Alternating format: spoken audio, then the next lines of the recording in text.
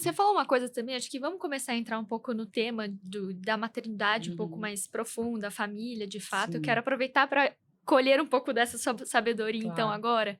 Você falou uma frase que me chamou bastante atenção, que foi sobre a questão, né, um pouco daquele medo que você sentiu na sua primeira gestação relacionado a trabalho e tudo Sim, mais.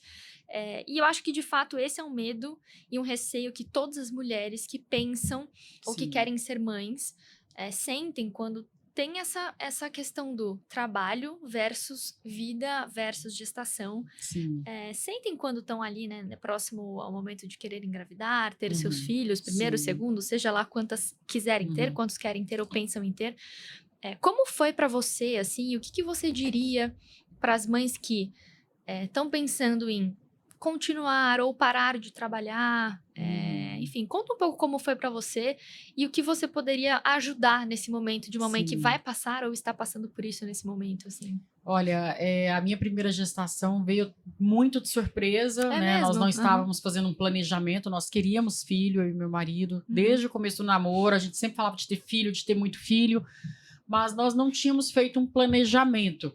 Na época eu tomava anticoncepcional, tinha esquecido, e aí fiquei grávida, Uhum. mas foi uma alegria imensa porque eu sempre sonhei em ser mãe, sempre quis. E esse também é um sonho de criança, de menina, né? De, ai, um dia eu vou ser mãe. Eu achava lindo grávida, assim, eu olhava e falava, nossa, até hoje eu vejo uma grávida, eu paro, assim, para olhar e falar, ai, que coisa mais Uhum. linda. Eu acho uma coisa de Deus mesmo, é uma divindade, E né? Gerar né? uma Uhum. vida, uma coisa muito sagrada. E aí, quando eu fiquei grávida, eu estava fora da TV, mas estava negociando com algumas emissoras. Uhum. Naquele momento, as negociações esfriaram. Claro, Uhum. porque eu estava grávida. É uma verdade que eu tenho que falar: as pessoas não Uhum. querem contratar uma grávida, Ah, sim. Uhum. infelizmente. Então, eu fiquei um tempo, acho que, se eu não me engano, meu filho nasceu. Um ano depois, retomei as negociações e aí fui para a Band, meu filho mais velho. E, inclusive, naquela época, eu falo muito assim, que eu fui do céu ao inferno no mesmo dia.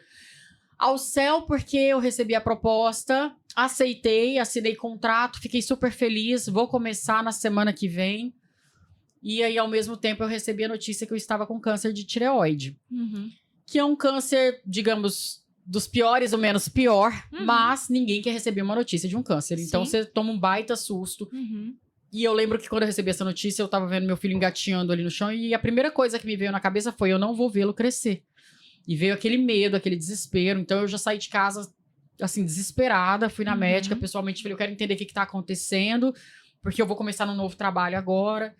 E ela me explicou tudo, que eu ia fazer um tratamento, ia fazer uma cirurgia, depois tratamento de iodoterapia. Uhum.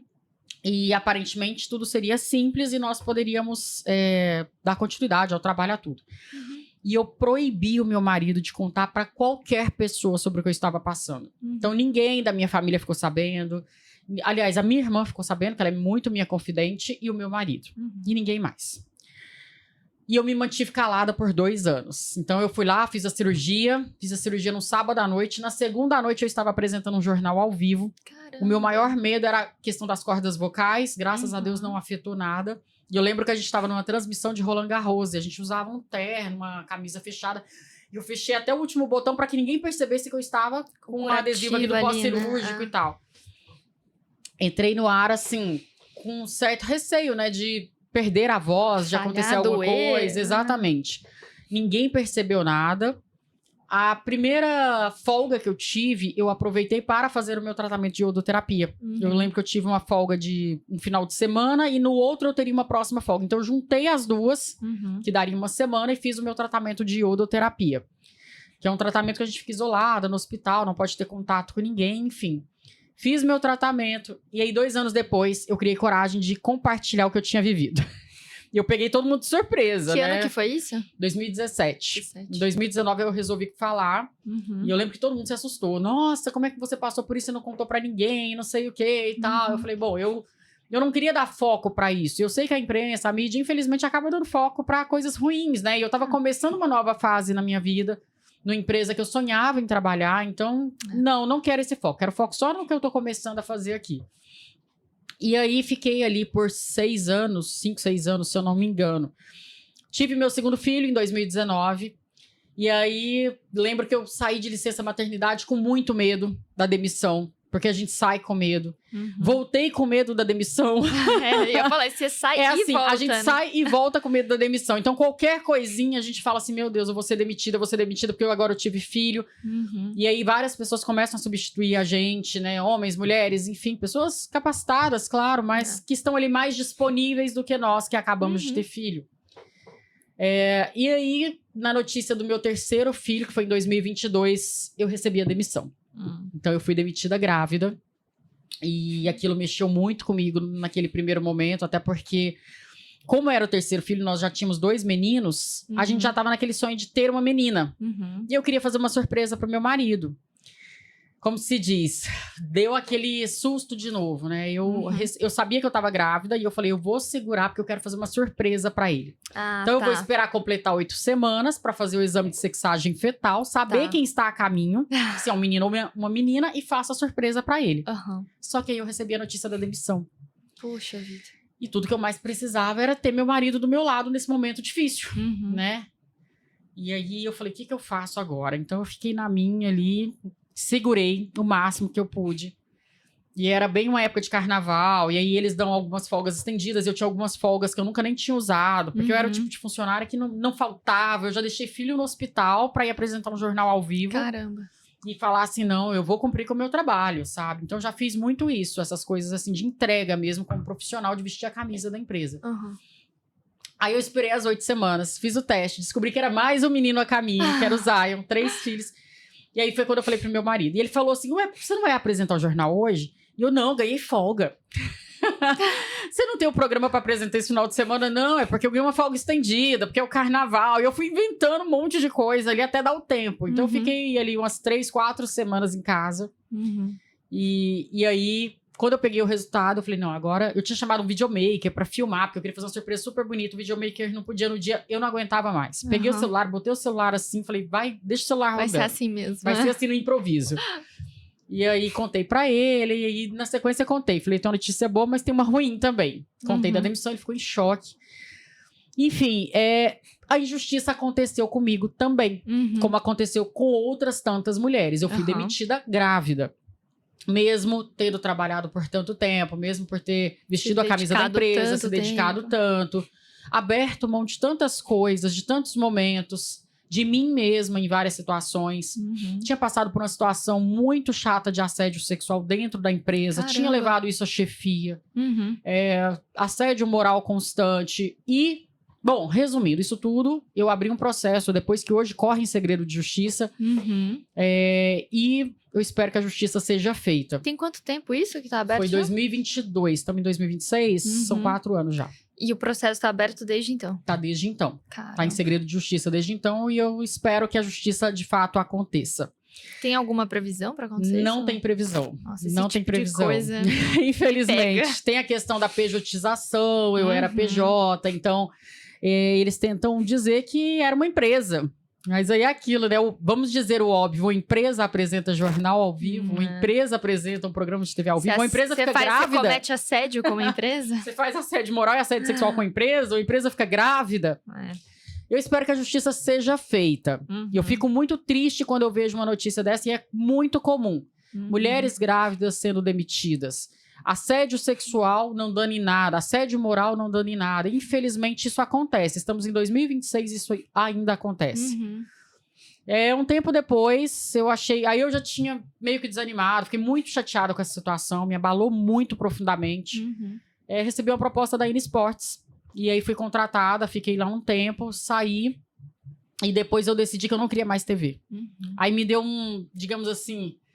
Falei, chega, mais de 20 anos, fazendo televisão, sabe? Passando por situações tão complexas, coisas que a gente abre mão, e nós, mulheres, muitas vezes abrimos mão de coisas assim, que ninguém imagina. Que não era nem pra ser negociável. Que nem era pra ser negociável, e a gente faz, porque a gente... Eu falo assim, por ser mulher, e no meu caso eu trabalhava muito no meio do esporte, é um meio muito machista ainda, eu tinha que provar o dobro o que eu fazia. Tinha que provar o dobro o quão competente eu era. Era uma cobrança muito grande, sempre foi. E aí, me deu esse desânimo. Eu falei, não quero mais televisão. Então assim, eu não digo que eu nunca mais voltarei. Mas hoje, se eu voltar, se eu receber uma proposta, ou enfim, se acontecer, se um dia acontecer, vai ser dentro dos meus valores. E não são valores financeiros apenas, mas valores morais, dentro dos meus princípios, dentro do que eu acredito. Eu não estou disposta mais, sabe, a entrar pelo ego, sabe? Eu já passei por isso, sabe? Eu não tenho mais esse ânimo de alguém olhar e falar, nossa, liguei a TV e te vi, beleza. Não vai mudar nada na minha vida Não hoje. tô lá por isso. Não tô lá por isso, sabe? Tive essa fase, tive lá no começo, principalmente. E é muito bom também, faz muito bem, sabe? Ser reconhecida, as pessoas verem. Mas hoje a gente tem internet. Então hoje a gente não depende de televisão. Aliás, eu acho que sim, o futuro é a internet, o futuro é o digital. As pessoas estão cada vez mais conectadas, assistindo, vendo o que acontece, é podcast, sabe? Tudo. As pessoas querem saber o conteúdo que elas escolhem. As pessoas não são mais escravas da televisão, que você tem ali aqueles canais e você troca e você é obrigado a assistir aquilo. Não, muito pelo contrário. Eu vejo que a TV aberta, ela tá cada vez mais em queda. As pessoas assistem canal fechado, as pessoas escolhem aí os streams para assistir, né? Tem tantas plataformas. Então, isso eu acho maravilhoso. A gente ter opções. Legal. E o melhor, eu sou minha chefe agora, sabe? Eu faço o meu trabalho, eu faço o meu horário, eu entrego o meu conteúdo, eu produzo o meu conteúdo, sabe? Dentro do que eu acredito. Muitas vezes eu falo assim, eu não quero mais voltar a falar, por exemplo, que o Flamengo vendeu um jogador tal para o time tal. Isso não vai mudar nada na vida de ninguém. Cá entre nós. Eu quero ser alguém ali que leva algo que as pessoas vão ouvir ou vão assistir e vão falar, nossa, como foi bom ter ouvido o que ela falou. Como foi bom ter assistido aquilo ali. Que sejam minutos. Mas eu falar que o time de futebol A vendeu o jogador pro time B e que acontece... Me desculpe, mas assim, ainda que a pessoa seja muito torcedora e talvez vai ficar pé da vida comigo falando isso, não vai mudar a vida de ninguém. Nem não vai mudar nada. Dela. Nem na vida dela, nem no Brasil, nem no mundo. Não vai mudar. Sabe? Verdade. Então... a internet, ela trouxe isso, que é fantástico. É fantástico a gente poder produzir o nosso conteúdo e tem mercado para todo mundo. Isso é muito bom, sabe? É muito bom. As pessoas conseguem se unir, produzir conteúdo juntas, sabe? Eu acho que é uma concorrência leal, sabe? Diferente da televisão, que muitas vezes produz um conteúdo ali até... fake, muito mais fake do que muita gente imagina, por audiência. Nós conseguimos fazer na internet conteúdos verdadeiros, reais, com pessoas verdadeiras e que realmente vai fazer diferença na vida das pessoas. E Lu, fazendo uma conexão agora sobre esse assunto, né? Eu acho que também tem uma questão do ponto quando a gente fala assim sobre depois que a mulher fica grávida, existe um estigma sobre a mulher ser reduzida ao único papel de mãe. Sim. Né?